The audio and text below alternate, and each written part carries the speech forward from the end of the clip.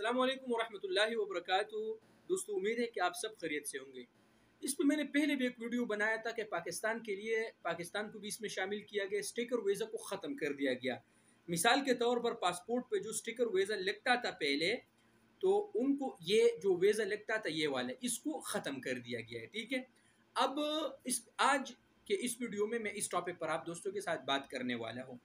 चूँकि अभी वीज़ा आपके पासपोर्ट पर वो जो होगा वो इलेक्ट्रॉनिक वीज़ा होगा, मतलब स्टिकर वीज़ा आपके पासपोर्ट पर इशू नहीं होगा। आप जिस ट्रैवल एजेंट के थ्रू सऊदी अरब आते हैं, तो वही आपको एक एहतियात के तौर पर आपको इस तरह पेपर पे एक वीज़ा निकाल के देगा, और इस पे आपका पूरा डिटेल है। इसमें आपका क्यूआर कोड भी है इसमें, और पूरा इसमें वो डिटेल है। ये मेरा भांजा है, चूँकि वो नए वीज़े पे आया तो आपको इसलिए दिखा रहा हूँ। तो ये जो नया कानून है स्टिकर वीज़ा को ख़त्म कर देगा, ये बहुत ही ज़बरदस्त और अच्छा कानून है।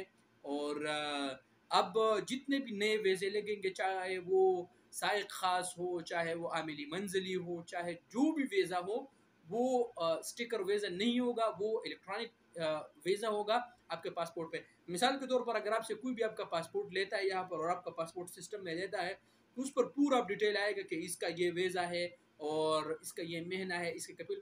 तो ये बहुत अच्छी चीज़ है। मतलब स्टिकर वीज़े के लिए आपको इंतज़ार करना पड़ता था, ये बहुत अच्छी डेवलपमेंट है इंशाल्लाह। और इसके जो है ना वो अच्छी असरात जो है ना आने वाले वक्तों में आएंगे।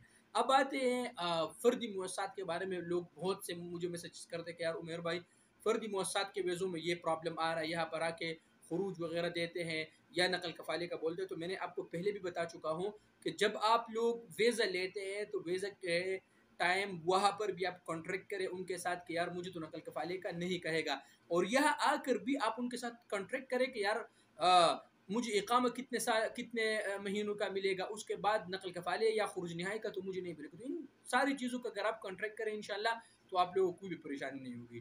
तो ये वीडियो आज तक का इतना ही। उम्मीद है कि आप दोस्तों को मेरा वीडियो पसंद आया होगा, और अगर वीडियो पसंद आए तो यूट्यूब चैनल को ज़रूर सब्सक्राइब करें, वीडियो को ज़रूर दूसरों के साथ शेयर करें, और मुझे अपने दुआओं में याद रखें।